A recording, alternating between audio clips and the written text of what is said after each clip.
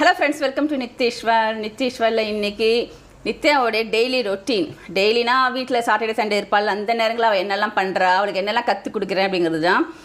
இப்போ நல்லா உங்களுக்கு நல்லாவே தெரியும் அவளுடைய வளர்ச்சிங்கிறது எவ்வளோ சூப்பராக போயிட்டுருக்கு. ஒரு நார்மலான குழந்தைய கொண்டு வரணும். இப்போ நிறைய பேர் கேட்டுட்ருக்கீங்க அவட்டா. இப்போ நான் வந்து ஹேஷ்டேக் போட்டு டவுன் சிண்ட்ரம் ஸ்பெஷல் சைல்டுன்னு போடுறதுனால நிறைய பேருக்கு அவள் வந்து ஒரு மாடலாக இருக்கா. சர்ச் பண்ணி பார்க்குறாங்க. அவளுடைய வளர்ச்சி வந்து பிரமிப்பாக இருக்குது அவங்களுக்கு. என்னோடய குழந்தையும் டவுன் சிண்ட்ரம் பேபி, நான் என்ன மாதிரிலாம் பண்ணணும் அப்படின்லாம் கேட்டு டவுட்ஸ் கேட்டுக்கிறாங்க. இது வந்து பெருமையாகவும் இருக்குது.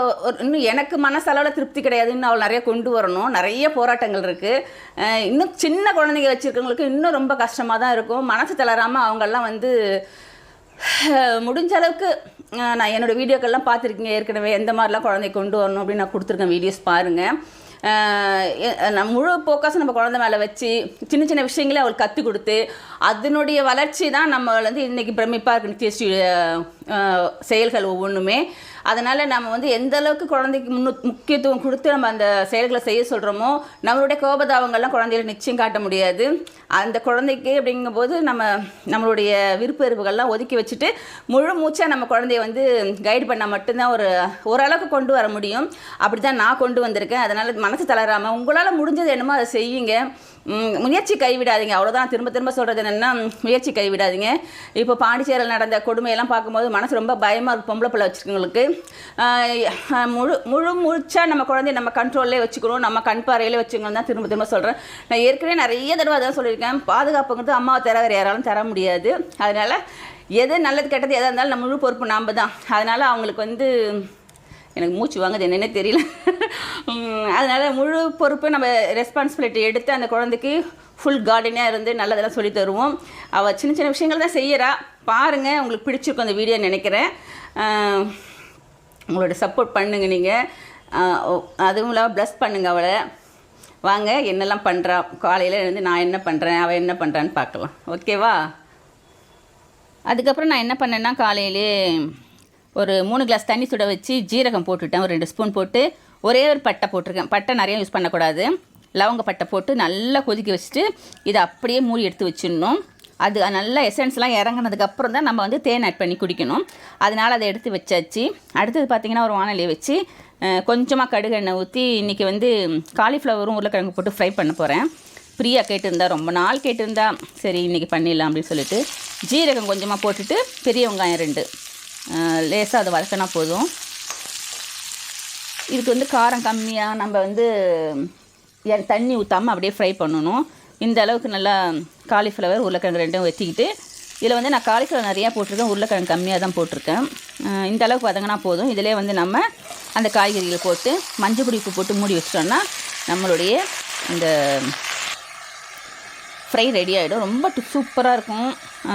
அடிக்கடி இதை வந்து செய்வோம் வீட்டில். சப்பாத்திக்கும் சாப்பிட்டுக்கலாம், கலந்த சாதத்துக்குலாம் ரொம்ப நல்லாயிருக்கும். இன்றைக்கி தயிர் சாதம் அப்படிங்கிறதுனால அதுக்கு சைட் டிஷ்ஷாக இதாக வேணும்னு கேட்டால், அதனால் அதை ரெடி பண்ணியாச்சு. அதுக்கப்புறம் இல்லாமல் இஞ்சி போட்டு ஊறுகாய் போட்டு வச்சுருக்கேன். அதெல்லாம் ரொம்ப பெஸ்ட்டு காம்பினேஷனாக இருக்கும் தயிர் சாதத்துக்கு. இனி அது பேர் என்ன, மோர் மிளகா போடணும். அது இன்னும் மார்க்கெட்டுக்கே போகலை.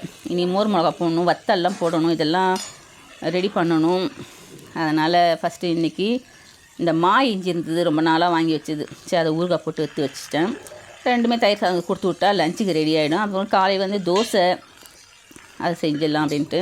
இதுக்கு வந்து மசாலா பாருங்கள், காரப்பொடி கொஞ்சம், கரம் மசாலா 1 ஸ்பூன், மல்லிப்பொடி எல்லாத்தையும் போட்டு காரத்தை தந்தாப்பில் போட்டுக்கலாம். நம்ம காரம் நிறைய வேணால் மிளகா பொடி நிறையா போட்டுக்கலாம், இல்லைன்னா கம்மியாக போட்டுக்கலாம். பசங்களுக்கு அப்படிங்கிறதுனால கொஞ்சம் கம்மியாக போட்டு இதை அப்படியே மூடி வச்சிட்டோன்னா ஒரு 5 நிமிஷம் நல்லா சுருங்கி வெந்துடும். இது ரொம்ப முக்கியமான ஒரு விஷயம் என்னென்னா, இந்த கசூரி மெத்தி போட்டிங்கன்னா அந்த ஹோட்டல் ஸ்டைலில் நல்ல ஒரு ஃப்ரை கிடைக்கும். தவா ஃப்ரைன்னு சொல்லிட்டு கொடுப்பாங்கள்ல, அந்த மாதிரி கிடைக்கும். நான் இதில் எண்ணெய் கம்மியாக ஊற்றிக்கிறதுனால கம்மியாக இருக்குது. இல்லைனா அதெல்லாம் போட்டிங்கன்னா இஞ்சி பூண்டு இதெல்லாம் போட்டால் அந்த ஸ்டைலில் செம்மையாக டேஸ்டியான இது கிடைக்கும். இந்த நம்ம அது என்ன கஷாயம் அது ரெடி பண்ணி வச்சுருந்து கொஞ்சம் கூல் அவுட் ஆகிடுச்சு. அதனால் தேன் 1 ஸ்பூன் போட்டு நானும் நித்யாவும் குடிக்க போகிறோம். பிரியாவுக்கு வந்து பால், காஃபி, டீ எதுவுமே பிடிக்காது. இந்த கஷாயம் கூட குடிக்க மாட்டா. அதனால் சரி நான் அவளுக்கு விட்டாச்சு. இது நித்யாவுக்கு எனக்கு மட்டும்தான். குடித்தா இது வந்து டெய்லி குடிக்கும்போது நிச்சயம் நல்ல ஒரு வெயிட் லாஸ் கிடைக்கும். நான் வந்து கொஞ்ச நாள் கண்டினியூவாக பண்ணேன், அதுக்கப்புறம் விட்டுட்டேன். இப்போ மறுபடியும் ஸ்டார்ட் பண்ணியிருக்கேன். ஏன்னா வெயில் நேரம்ல இப்போ ஜீரக தண்ணிலாம் குடித்தா ரொம்ப நல்லது வயிற்றுக்கு. நம்மளுடைய சப்ஜியை ரெடி ஆகிடுச்சு. இதுக்கு நடுவில் பாருங்கள், நம்ம நித்திஸ்ரீ செல்லம் அவங்க அப்பா கூட சேர்ந்து உடற்பயிற்சி செய்ய ஆரம்பிச்சிட்டாங்க. இந்த உடற்பயிற்சிங்கிறது நான் ஆரம்பத்தில் ஜிம்முக்கு ஐஸ் போய் பண்ணேன். இப்போ ஸ்கூட்டி வந்து மெட்ராஸில் இருக்கிறதுனால அவளை அழைச்சிட்டு போக முடியல. அதனால் அவங்க அப்பாவே வீட்டிலே ஸ்டார்ட் பண்ணிட்டாரு. அவங்க அப்பாவுக்கு வந்து ஹெல்த் கான்ஷியஸ் ரொம்ப ரொம்ப அதிகம். எங்களை செய்ய சொல்லிகிட்டே இருப்பார். நாங்கள் அதை செய்யாமல் அப்படியே ஏமாற்றிக்கிட்டே இருந்தோம். அது எப்படியாவது நித்தியஸ்ரீயாவது வெயிட் கம்மி பண்ணி வைக்கணும்னு அவர் ரொம்ப சிவியராக இறங்கிட்டார். நீ எப்படியாவது போ அப்படின்னு சொல்லிட்டு நான் என் பொண்ணை பார்த்துக்கிறேன்ட்டு காலையிலே அவருக்கு வந்து ட்ரைனிங் கொடுக்க ஆரம்பிச்சிட்டாரு. அவர் தான் ட்ரெயினர். அவருக்கு வந்து கராத்தே பிளாக் பெல்ட் வாங்கியிருக்கிறதுனால ஃபிட்னஸில் ரொம்ப ஹெல்த்து கான்ஷியஸில் நல்லா இருக்கணும் அப்படின்னு ஆசைப்படுவார். பிளாக் பெல்ட்டுங்கிறதுனால ரொம்ப ஹெல்த்தியாக இருந்தார். இப்போ வந்து உடம்பும் அவருக்கும் முடிய மாட்டேங்குது. அதனால் அவரால் வந்து தொடர்ந்து செய்ய முடியல. பிஸ்னஸில் நிறைய டென்ஷன், ஹெல்ப்புக்கு யாரும் கிடையாதா, அதனால் என்னால் முடியாது, நீ கண்டினியூ பண்ணுனாரு. நான் தான் விட்டுட்டேன். இப்போ அவரே சரி காலையில் 5:30 மணிக்கு எழுந்திருப்பாங்க. இப்போ லீவ் நாள்லனா 6 மணிக்கு எழுந்து, ஆனால் விடாமல் சொல்லி கொடுத்துட்ருக்காரு. இது அப்படியே கண்டினியூ பண்ணாங்கன்னா நம்ம நித்தியஸ்ரீ விரைவில் நம்ம எதிர்பார்க்குற அளவுக்கு சூப்பராக வந்துடுவா. அதனால் அதை கண்டினியூ இப்போ ரூம்லேருந்து எடுத்துகிட்டு இருக்கா, அவளுக்கு தெரியாமல். ஆனால் அவள் என்னை நோட் பண்ணிக்கிட்டே இருக்கா. அவகிட்ட எதையுமே மறைக்க முடியாது, எல்லாத்துலேயும் கவனம், ஷார்ப்பாக இருப்பாள். இதெல்லாம் செஞ்சு முடிச்சுட்டு அப்படியே ரிலாக்ஸ் பண்ணி உட்காந்துட்டு கொஞ்சம் தான் டிவி பார்ப்பாங்க அப்பாவும் பொண்ணும். அப்படி அதாவது டெய்லி என்ன பண்ணணுன்னா கொஞ்சம் வேலை, கொஞ்சம் உட்காறது, கொஞ்சம் வேலை. இப்படி தான் நான் வந்து அவள்கிட்ட வேலை வாங்க முடியும். தொடர்ந்து செய்யினா திட்ட ஆரம்பிச்சிடுவா. என்ன படிக்க சொல்லணும், போம்மா எனக்கு முடியாது அப்படின்பா சில நேரங்களில். அவளை ரொம்ப ரிலாக்ஸ் பண்ணி தான் ஒரு வேலையை வாங்கணும். அப்புறம் நான் தோட்டத்துக்கு பூ பறிக்க போனேன். அவளுக்கு வந்து இதெல்லாம் இன்ட்ரெஸ்ட்டு கிடையாது. ஆனாலும் குனிஞ்சு நிமிந்து வேலை செய்யணும்னு சொல்லிட்டு நான் பிரியாவை என்கரேஜ் பண்ணேன்னா உடனே இவன் நானும் வரேன் அப்படின்ட்டு வந்துட்டா. உட்காந்து குனிஞ்சு நிமிந்து வேலை செய்யறதுலாம் அவளுக்கு ரொம்ப பிடிக்காத ஒரு விஷயம். நித்தியஸ்ரீக்கு பார்த்திங்கன்னா அழகாக வந்து பூ பறிக்க ஆரம்பிச்சிட்டா. எவ்வளோ பூ பறிச்சிட்டா பாருங்கள். கனகாம்பரம் பூலாம் ரொம்ப கவனமாக பறிக்கணும். அந்த விதை விழுந்த இடத்தெல்லாம் எப்படி வளர்ந்துருக்கு பாருங்கள். அங்கே செடி இருக்குது, இங்கே விதை விழுந்து அங்கேயும் பூத்து இருக்குது. சின்ன செடி தான், ஆனால் நிறைய பூத்து குலுங்குது. இந்த வெயில்னால தான் நிறைய பூக்கும் போல் இருக்குது. அந்த விதை தெரிச்சு தண்ணி ஊற்றும் போது அந்த விதை தெரிச்சு விழுமா, அங்கெல்லாம் செடி முளைக்குது. இது வந்து பன்னீர் ரோஸு பூச்சி அரிச்சிக்கிட்டு இருக்குது, என்னன்னே தெரியல. அவளுக்கு ரொம்ப ஹாப்பி. அவ்வளோ பூ பறித்த உடனே அம்மா அவ்வளோ பூ பறிச்சிட்டம்மான்ட்டு ஹாப்பியாக சொல்லிட்டு இருந்தா. இந்த மாதிரி சின்ன சின்ன விஷயங்களை வந்து அவங்களுக்கு சந்தோஷத்தை கொடுக்கும். அதை வந்து நம்ம என்கரேஜ் பண்ணணும், அவ்வளோதான். பார்த்திங்கன்னா எவ்வளோ அழகான ஒரு கிளைமேட் பாருங்கள். அப்படி மரம் செடி கொடிக்கு நடுவில் நம்ம கீழே இருந்து பார்க்கும்போது அந்த காற்று சில்லுன்னு அடிக்கும். இப்போ முருங்கைக்காய் சீசனாக நிறைய பூத்து குலுங்க ஆரம்பிச்சிருச்சு. இவ்வளோ தூரம் சப்போட்டா பழம் பறிச்சுட்டு வந்திருந்தோம். குண்டாக அவ்வளோ பெருசாக இருக்குங்க. கடையெல்லாம் இப்படி கிடைக்கவே கிடைக்காது. அதோட ஹைலைட் என்னென்னா அவ்வளோ ஸ்வீட்டாக இருக்கும். ஒரு 2 நாள் தான் அப்படியே வச்சிங்கன்னா அரிசி பானையில் வைக்கலாம், இல்லைன்னா வெளியில் வச்சாலுமே ஒவ்வொன்றா பழுக்க சாப்பிட்டுக்கலாம். அதுதான் அன்றைக்கி மரத்துலேருந்து பறித்த காய்கறி. இன்னும் நிறையா இருக்குது. அப்புறம் சாயங்காலமாக நான் வந்து இந்த வெயிட் லாஸ்க்கு முக்கியமான தேவை இந்த ராகி தானே, இதில் நிறைய ஐட்டங்கள் பண்ணலாம்.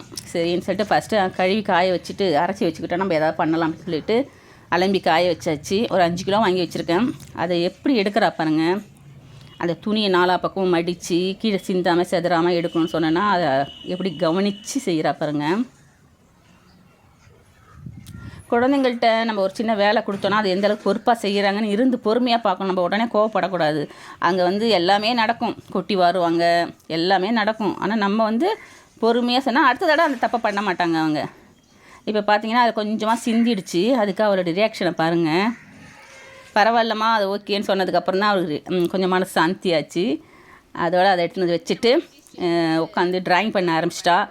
இந்த கலராக இருக்கிற வண்ணங்கள் போல் நித்தியஸ்ரீ வாழ்க்கையிலும் பல வண்ணங்கள் வந்து வாழ்க்கை சிறப்பாக்கணும். இப்போ ட்ராயிங்கில் வந்து இன்ட்ரெஸ்ட் வந்திருக்கு அவளுக்கு. இப்போ கலர் கொடுத்துட்ருக்கா, இன்னும் படம் வரைய ஆரம்பிக்கலை. இதோட அவள் சந்தோஷமாக ஹாப்பியாக வாழ்நாள் ஃபுல்லும் மகிழ்ச்சியாக இருக்கணும். இந்த வீடியோ உங்களுக்கு பிடிச்சிருக்குன்னு நினைக்கிறேன். தேங்க்யூ ஃபார் வாட்சிங்.